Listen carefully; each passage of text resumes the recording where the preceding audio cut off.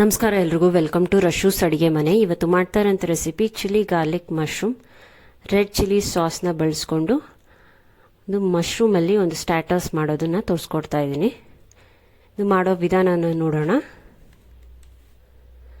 ಪಾತ್ರೆಗೆ 4 ಸ್ಪೂನ್ ಮೈದಾ, 4 spoon cornflour powder, ಸ್ವಲ್ಪ ಉಪ್ಪು, ಸ್ವಲ್ಪನೇ ನೀರು ಹಾಕ್ಕೊಂಡು ಮಿಕ್ಸ್ ಮಾಡ್ಕೊಳ್ಳೋಣ. ಒಂದೇ ಸತಿ ನೀರು ಹಾಕೋಬಾರ್ದು, ಸ್ವಲ್ಪ ನೀರು ಹಾಕ್ಕೊಂಡೇ ಮಿಕ್ಸ್ ಮಾಡ್ಕೋಬೇಕು. ಆಗ ನಮಗೆ ಬ್ಯಾಟರ್ ಕರೆಕ್ಟಾಗಿ ಬರುತ್ತೆ. ಚೆನ್ನಾಗಿ ಮಿಕ್ಸ್ ಮಾಡ್ಕೊಳ್ಳೋಣ.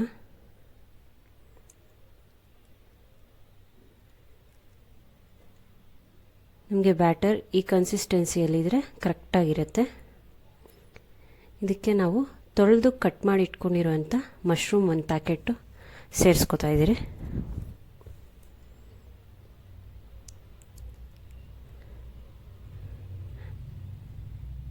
ಚೆನ್ನಾಗಿ ಮಿಕ್ಸ್ ಮಾಡ್ಕೊಳ್ಳೋಣ. ಎಲ್ಲ ಕಡೆನೂ ಬ್ಯಾಟರ್ ಹೋಗೋ ರೀತಿ ಮಶ್ರೂಮನ್ನು ಮಿಕ್ಸ್ ಮಾಡ್ಕೋಬೇಕು. ಇದನ್ನು ಒಂದು 5 ನಿಮಿಷ ಹಾಗೆ ಬಿಟ್ಟು ನಾವು ಬಾಣಲಿಯಲ್ಲಿ ಎಣ್ಣೆನ ಹಾಕಿ ಕರಿಯೋದಕ್ಕೆ ಸ್ಟವ್ ಆನ್ ಮಾಡಿ ಬಿಸಿ ಮಾಡ್ಕೊಳ್ಳೋಣ. ಚೆನ್ನಾಗಿ ಕಾದಿದೆ. ಈಗ ಮ್ಯಾರಿನೇಟ್ ಆಗಿರುವಂಥ ಮಶ್ರೂಮ್ನ ಸೇರಿಸ್ಕೊಳ್ಳೋಣ. ಬ್ಯಾಚ್ ವೈಸಲ್ಲಿ ಕರ್ಕೊಳ್ಳೋಣ.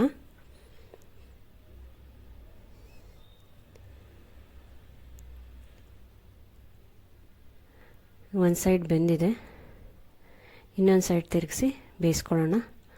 ಮಶ್ರೂಮ್ ತುಂಬ ಬೇಗನೆ ಬೆಂದೋಗುತ್ತೆ, ಜಾಸ್ತಿ ಬೇಯಿಸ್ಕೊಳ್ಳೋ ಅವಶ್ಯಕತೆ ಇಲ್ಲ. ಇದು ಬೆಂದಿದೆ. ಇದನ್ನು ತೆಗೆದು ಪ್ಲೇಟಲ್ಲಿ ಇಟ್ಕೊಳ್ಳೋಣ. ಇದೇ ರೀತಿ ನಾನೆಲ್ಲ ಮಶ್ರೂಮ್ನು ಕರೆದಿಟ್ಕೊಂಡಿದ್ದೀನಿ. ಸ್ಟವ್ ಆನ್ ಮಾಡಿ ದೊಡ್ಡ ಬಾಣಲಿ ಇಟ್ಕೊಳ್ಳೋಣ. ಅದಕ್ಕೆ 1 ಸ್ಪೂನ್ ಎಣ್ಣೆನ ಸೇರಿಸ್ಕೊಳ್ಳೋಣ. 2 ಸ್ಪೂನ್ ರೆಡ್ ಚಿಲ್ಲಿ ಗಾರ್ಲಿಕ್ ಸಾಸ್ನ ಸೇರಿಸ್ಕೊಳ್ಳೋಣ. Red chilli garlic sauce recipe ಡಿಸ್ಕ್ರಿಪ್ಷನಲ್ಲಿ ಲಿಂಕ್ ಇದೆ, ನೀವು ಅಲ್ಲಿ ಹೋಗಿ ನೋಡ್ಬೋದು. ಫ್ರೈ ಮಾಡಿ ಇಟ್ಕೊಂಡಿರೋಂಥ ಮಶ್ರೂಮ್ನ ಸೇರಿಸ್ಕೊಳ್ಳೋಣ. ಮಿಕ್ಸ್ ಮಾಡ್ಕೊಳ್ಳೋಣ ಮಶ್ರೂಮ್ನ. ಇನ್ನೊಂದು ಸ್ಪೂನ್ ಸಾಸನ್ನು ಸೇರಿಸ್ಕೊಳ್ಳೋಣ. ನಾನು ಸ್ವಲ್ಪ ಉಪ್ಪು ಹಾಕಿದ್ದೀನಿ, ನೀವು ರುಚಿ ನೋಡಿ ಉಪ್ಪನ್ನು ಸೇರಿಸ್ಕೊಳ್ಳಿ.